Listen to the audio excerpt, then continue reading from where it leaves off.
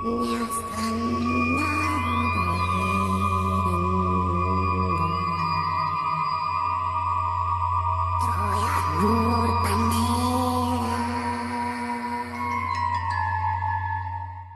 নতুন ভিডিও শুরু করার আগে আমি বলে দিই, আপনাদের মধ্যে এখনো অনেকেই আছেন যারা ভিডিও দেখছেন কিন্তু চ্যানেলে সাবস্ক্রাইব করছেন না। আপনাদের যদি ভিডিও ভালো লাগে দেন অবশ্যই সাবস্ক্রাইব করে আমায় সাপোর্ট করুন 10K ফ্যামিলি পূর্ণ করতে। তো আজ আমি সত্য ঘটনার উপর কেন্দ্র করে বানানো টার্কিশ হরর মুভি জিন কিউসুর বাংলা এক্সপ্লেনেশন করব। এই মুভি খুবই জটিলভাবে প্রেজেন্ট করা হয়েছে, তাই এই ভিডিওর মাধ্যমে আমি সহজভাবে সেটা আপনাদের বোঝানোর চেষ্টা করব। তো আসুন আর দেরি না করে ইন্ট্রো দিয়ে শুরু করা যাক। আমরা একটা ছোট বাচ্চাকে হামাগুড়িতে ঘর থেকে বেরিয়ে একটা কুয়োর সামনে যেতে দেখি। এরপর সিন চেঞ্জ হয়ে জেমিল ও সালমা নামের একটা কাপলকে দেখানো হয়। তারা তাদের মেয়ে জেনাবের সাথে গ্রামের জঙ্গলের পথে বাড়ি ফিরছিল। তখনই হঠাৎ একসাথে অনেক কটি কাক গাড়ির সামনে চলে আসলে তাদের গাড়ির অ্যাক্সিডেন্ট হয়। রাতে সালমার জ্ঞান ফিরলে সে নিজেকে একটা ঘরের মধ্যে শুয়ে থাকতে দেখে। সেই বাড়িতে 3 জন সদস্য থাকতো। তাদের মধ্যে লোকটির নাম সাদাব, তার স্ত্রী নাসিফা এবং তার প্যারালাইজড বাবা জাকির। অ্যাক্সিডেন্টের পরে সালমা আর জেনেবকে তারাই উদ্ধার করেছিল। সালমা নাসিফাকে তার হাজব্যান্ড আর মেয়ের ব্যাপারে জিজ্ঞেস করলে সে কোনো উত্তর না দিয়ে চলে যায়। তখনই আমরা সালমার পিছনে তার হাজব্যান্ডকে শয়তান রূপে দেখতে পাই, কিন্তু সালমা পিছন দিকে ঘুরলেই সে অদৃশ্য হয়ে যায় আর সালমা সেখানে জ্ঞান হারিয়ে ফেলে। রাতে সালমা তার হাজব্যান্ডের আওয়াজ শুনতে পায়। সে দরজা খুললে তার হাজব্যান্ডকে রক্তাক্ত অবস্থায় দেখতে পায়। তা দেখে চেঁচিয়ে উঠলে তার আওয়াজ শুনতে পেয়ে সাদাব সেখানে গেলে সে দরজায় কাউকেই দেখতে পায় না। তখন সালমা তার মেয়ে জেনাবকে বাড়িতে খুঁজে পায়। সে হাজব্যান্ডের ব্যাপারে আবারও জিজ্ঞেস করলে সাদাব বলে তাদের অ্যাক্সিডেন্ট হয়েছিল, ফলে তার হাজব্যান্ডকে হসপিটালে অ্যাডমিট করা হয়েছে। এটা শুনেই সালমা হসপিটালে যাওয়ার জন্য বেরোতে যায়। তখনই একটা তার ভিশন আসে, যেখানে তার হাজব্যান্ডের সাথে তার কিছু কথাবার্তা দেখানো হয়। আর আমরা জানতে পারি জামিল আর সালমা দুজনেই তাদের নিজেদের বাচ্চা চাইতো, কিন্তু সালমা কিছুতেই কনসিভ করতে পারছিল না, তাই তারা জেনাবকে অ্যাডপ্ট করেছিল। এই ভিশন দেখার পরেই সালমা অজ্ঞান হয়ে যায়। ওই রাতেই জেনাব সেই কুয়োর কাছে যায়, যেটা আমরা মুভি শুরুতে দেখেছিলাম। তখনই নাসিফা এসে পড়লে সে জেনাবকে বাড়িতে ফিরিয়ে আনে। পরের দিন সালমা আবারও তার হাজব্যান্ডের শয়তানের রূপ দেখতে পায়। এবার সে মনস্থির করে তার হাজব্যান্ডের কাছে যাওয়ার জন্য। সাদাব বলে সেখানে যেতে গেলে তাদের আগে গাড়ির ব্যবস্থা করতে হবে। পরের দিন সালমা অন্য একটা ঘরের জানলা দিয়ে জাকিরকে দেখতে পায়। জাকির তাকে বলে নিজের প্রাণ বাঁচিয়ে এখান থেকে পালিয়ে যাও। এটা শুনে সালমা খুব ভয় পেয়ে যায়। তখনই সে নাসিফাকে বাইরে কোথাও যেতে দেখলে সে তাকে ফলো করলে সে একটা ঘরে এসে পৌঁছায়। সেখানে দেখে নাসিফা ঘরের ভেতরে একটা বাচ্চাকে কোলে নিয়ে আদর করছে। তখনই নাসিফা সালমাকে দেখতে পেতেই সেখান থেকে রেগে চলে যায়। তার চলে যাবার পর সালমা ভেতরে ঢুকলে একটা কুয়ো দেখতে পায়। যখনই সে কুয়োর ভিতরে দেখার জন্য ঝুঁকতে যায়, তখনই কুয়ো থেকে দুটো হাত বেরিয়ে এসে তাকে টানতে যেতেই পিছনে জেনাব এসে তাকে টেনে সরিয়ে দেয়। এবার সালমা পিছনে ফিরে দেখে সেখানে কোনো কুয়ো নেই। এবার ফেরার পথে জেনাব একটা গাছের নিচে দাঁড়ায়। গাছের উপরে একটা কাক বসেছিল। কাকটার সাথে জেনাব কথা বলছিল। কাকটিকে উদ্দেশ্য করে জেনাব বলে অবশ্যই সে যা চাইছে সেটা সে করে দেবে। এই অদ্ভুত কীর্তিকলাপ দেখে সালমা জেনাবকে ডাকলে তখনই সে পিছন ফিরে তার জায়গায় এক ভয়ঙ্কর রূপী মেয়েকে দেখতে পায়। জেনাব হঠাৎ জিজ্ঞেস করে তুমি কি তাকে দেখলে? সালমা বলে হ্যাঁ দেখেছি, কিন্তু সেটা কে ছিল? পরক্ষণেই সালমা আবার একটা ভিশন দেখতে পায়, যেখানে রাতে এই গাছে কিছু রক্তমাখা পুতুল, কিছু বাচ্চা আর একটা ভয়ঙ্কর মেয়েকে দেখতে পায়। এটা দেখে সালমা খুব ভয় পেয়ে গেলে জেনাবকে নিয়ে বাড়ি ফিরে আসে। সেই রাতে সাদাব বাড়ি ফিরতে লেট করলে সালমা নাসিফাকে জিজ্ঞেস করে সাদাব কখন আসবে, কিন্তু নাসিফা কোনো উত্তর না দিয়েই সেখান থেকে চলে যায়। এবার হঠাৎ জাকির কাঁপতে শুরু করলে তখনই সাদাব বাড়ি ফিরে যায়, আর সাদাব জাকিরের মাথায় হাত রাখতেই শান্ত হয়ে যায়। সালমা আবার সাদাবকে তার হাজব্যান্ডের কথা জিজ্ঞেস করলে সে কোনো উত্তর দেয় না। এবার সে খুব রেগে জেনাবকে নিয়ে সে বাড়ি থেকে বেরিয়ে যায়, আর সে এই গ্রামের অন্য মানুষদের কাছে সাহায্য চাইতে থাকে, কিন্তু কেউ নিজের বাড়ির দরজাটুকুও খুলছিল না। এবার কোনো ক্রমে জেনাব সে কুয়োর কাছে পৌঁছলে সালমাকে বলে সেখানে তার বন্ধু আছে, তাদের ভয় পাওয়ার কোনো দরকার নেই। আর জেনাব সালমার পিছনের দিকে ইশারা করে বলে ওখানে বাবা দাঁড়িয়ে আছে, কিন্তু সালমা পিছনে ঘুরে কাউকে দেখতে পায় না। সালমা সামনের দিকে ফিরলেই জামিলকে দেখতে পায়, আর পর মুহূর্তেই জেনাব সেখান থেকে উধাও হয়ে যায়। সালমা তাকে খুঁজতে শুরু করতেই তখনই আবার সে ভয়ঙ্কর ভিশন দেখতে পায়, আর সে এইসব দেখে খুব জোরে চিৎকার করে উঠতেই তখনই সে তার পিছনে জেনাবকে দাঁড়িয়ে থাকতে দেখে। সে তাকে নিয়ে ঘরে ফিরে আসে। রাতে সালমা স্নান করতে গেলে তার জল হঠাৎ রক্ততে পরিবর্তিত হয়ে যায়। এই দেখে সালমা খুব ভয় পেয়ে যায় আর লক্ষ্য করে তার দিকে অনেক আত্মা এগিয়ে আসছে। তখন নাসিফা আসলে সব নর্মাল হয়ে যায়। সালমা সাদাবের ঘরে এসে তাকে জিজ্ঞেস করে তার সাথে এসব কি হচ্ছে। তখন নাসিফা জেনাবকে নিয়ে অন্য ঘরে চলে যায়। সাদাব জানায় সে তার সব উত্তর দেবে, কিন্তু তার আগে বলতে হবে সে আসলে কে আর ওই জঙ্গলে তারা কি করছিল। সালমা বলে সে নিজেও একজন অনাথ, এক পরিবার তাকে দত্তক নিয়ে বড় করে তোলে। পরে তার সাথে জামিলের বিয়ে হয়। সবই ভালো চলছিল, কিন্তু তাদের বাচ্চা হচ্ছিল না, কারণ সে বাচ্চা কনসিভ করতেই পারছিল না। তাই তারা জেনাবকে অ্যাডপ্ট করে। কিন্তু তা সত্ত্বেও নিজের বাচ্চা নেওয়ার আশাটা যেন থেকেই যায়। বেশ কিছুদিন এভাবে কাটার পর সে বাচ্চাদের নিয়ে ভয়ানক স্বপ্ন দেখতে শুরু করে।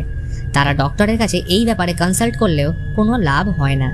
সালমা এইসবের জন্য নিজেকে দোষী ভাবত, আর এইসব থেকে ফ্রাস্ট্রেটেড হয়ে সুইসাইড করার চেষ্টা করলে তার হাজব্যান্ড তাকে বাঁচিয়ে নেয়।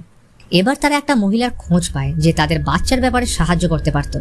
এই কারণে সালমা, জামিল আর জেনাব তার সাথে দেখা করতে এখানে আসে। রাতে পৌঁছলে সে মহিলা বলে সে তাদের এই ব্যাপারে সাহায্যের চেষ্টা করবে। সে সালমাকে জিজ্ঞেস করে তার ছেলে দরকার নাকি মেয়ে। সালমা উত্তর দেয় তার ছেলে চাই।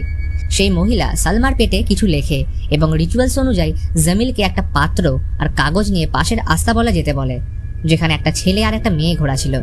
জামিলকে তাদের কুরবানি দিয়ে ছেলে ঘোড়াটার হৃদয় আর মেয়ে ঘোড়ার লিভার আনতে বলে, আর তাদের রক্ত মুখে লাগিয়ে কাগজে লেখা মন্ত্র পড়তে বলে। জামিল তার কথা মতো সবকিছুই করে। এসব করার পর ফিল্ডে দেখে জেনাবের পাশে একটা ছোট বাচ্চা বসে আছে এবং তারা আয়নার দিকে এক দৃষ্টিতে তাকিয়েছিল। এবার মহিলাটি পাত্রের সেই মন্ত্রপুত রক্ত সালমার উপরে ঠেলে দেয় আর তাদের অন্য ঘরে সেই রাত্রিটা একসাথে কাটিয়ে দিতে বলে। রাত হলে সালমা কিছু ভয়ঙ্কর ভিশন দেখতে পায় আর বাইরে কয়েকজনকে দাঁড়িয়ে থাকতে দেখে, কিন্তু উঠে চেক করতে গেলে সেখানে কাউকেই দেখতে পায় না। এবার সিন বর্তমানে আসে এবং সালমা সাদাবকে তার কাহিনী শুনিয়ে বলে এত কিছু করার পরেও সে প্রেগনেন্ট হয়নি। এই কারণেই তারা সেই মহিলার সাথে দেখা করতে সেদিন এসেছিল। এবার রাতে সালমা আর জেনাব যখন শুয়েছিল তখন সালমা দেখে জেনাব বাইরের দিকে তাকিয়ে কাউকে দেখছিল। সালমা তাকে জিজ্ঞেস করে সে কাকে দেখছে। জেনাব সামনের দিকে ইশারা করে বলে তারা আসছে। জেনাব পর্দা সরাতে যেতেই সাদাব এসে তাকে ধরে ফেলে। সালমা সাদাবকে জিজ্ঞেস করে তার ঘরে এসব কি হচ্ছে। এবার এইখানে রিভিল হয় মুভির রহস্য। সাদাব বলে বেশ কিছু বছর আগে এই গ্রামে জেহেরা নামের একটা সুন্দরী মেয়ে থাকতো। সে এতটাই সুন্দরী ছিল যে গ্রামের প্রতিটা লোক তার সাথে বিয়ে করতে চাইতো, এমনকি মেয়েরাও তার রূপ দেখে হিংসা করত। কিন্তু সে আলী নামের একটি ছেলেকে ভালোবাসত। আলী মিলিটারিতে কাজ করত। জেহেরা আলীর ফেরার অপেক্ষায় দিনের পর দিন কাটিয়ে দেয়। একদিন রাতে তার বাড়ির দরজায় কেউ নক করলে জেহেরা দরজা খুলে দেখে আলী দাঁড়িয়ে আছে। তাকে দেখে জেহেরা খুশির অন্ত থাকে না। আলী বলে সে কাউকে তার ব্যাপারে যেন না জানায়, কারণ সে মিলিটারি থেকে পালিয়ে এসেছে, আর সেটা সবাই জানতে পারলে তারা আবার তাকে ফিরিয়ে নিয়ে যাবে। এবার জেহেরা আর আলী বিয়ে করে, কিন্তু হঠাৎ করে আলী একদিন নিখোঁজ হয়ে যায়। এদিকে মিলিটারি ক্যাম্পে আলী জেহেরা ছবি নিয়ে বসেছিল। একদিন ক্যাম্পের একটি লোক এসে তাকে বলে জেহেরা অন্য কাউকে বিয়ে করে নিয়েছে। এটা শুনে আলী নিজেকে গুলি করে আত্মহত্যা করে। সাদাব বলে আলী আর কেউ নয়, তার নিজের ভাই ছিল, এবং যে জেহেরার সাথে দেখা করতে এসেছিল সেটা তার ভাই ছিল না, বরং সেটা জিন ছিল। যখন জেহেরা আলীর মৃত্যুর খবর পায় সে নিজেকে একটা ঘরে বন্ধ করে ফেলে আর আত্মহত্যা করার চেষ্টা করলে তাতে সফল হয় না। কিছু সময় পর যখন জেহেরা বাইরে বেরোয় গ্রামের লোক জানতে পারে সে প্রেগনেন্ট। গ্রামের মানুষরা এইসব দেখে অবাক হয় এবং তারা সবাই জেহেরার সাথে খারাপ ব্যবহার করতে শুরু করে। বয়স্ক থেকে বাচ্চা সবাই তাকে দেখলে ঢিল ছুটত।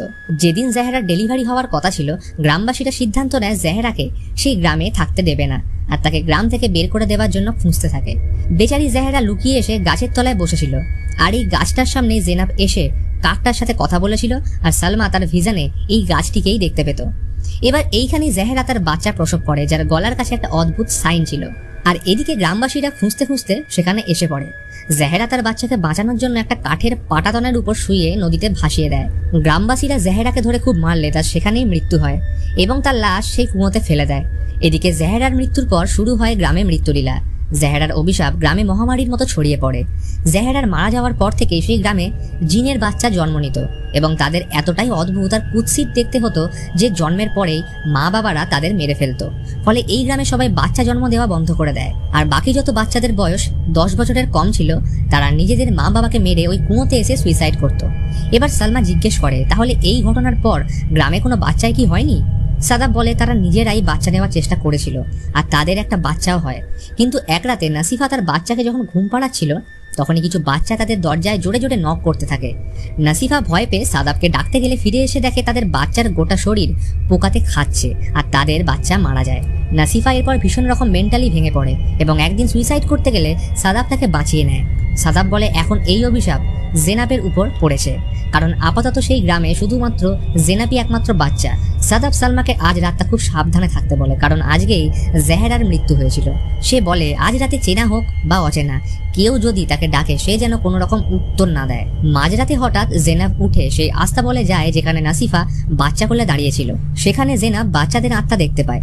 এবার সালমার ঘুম ভেঙে গেলে সে উঠে জেনাবকে নিজের কাছে দেখতে না পেলে ভয় পেয়ে যায়। এবার জেনাবকে খুঁজতে শুরু করতেই তখনই তার নজর রুমে রাখা একটি বাক্সর উপর পড়ে। সে এটা খুলে দেখলে তার পাশে জামিলকে দেখতে পেলে ভীষণ ভয় পেয়ে যায়। সালমা জেনাবকে খুঁজতে তার পাশের ঘরে গেলে জাকিরকে কারোর কাছে ক্ষমা চাইতে দেখে, আর কেউ যেন তাকে খুব মারছিল। মেয়ের টানে সালমা তাকে উপেক্ষা করে জেনাবকে খুঁজতে বাড়ির বাইরে যেতেই দরজা নিজের থেকেই বন্ধ হয়ে যায়। এখানে সালমা রক্তাক্ত কয়েকটা বাচ্চা ও তাদের আত্মাদের দেখতে পায়। সালমা ভয় পেয়ে পালিয়ে যেতেই তখনই সে জেনাবকে দেখতে পায়, আর সে জামিলের সাথে ছিল। জামিল সালমাকে বলে জেনাবকে ওদের দিয়ে দাও, তাহলে তারা নিজেদের ছেলে ফিরে পাবে। সালমা তা করতে মানা করে দেয়। তখন নাসিফা এসে এই একই কথা বলে কনভিন্স করার চেষ্টা করে, কিন্তু সালমা সেটা করতে মানা করে এবং আল্লাহর থেকে সাহায্য চায়।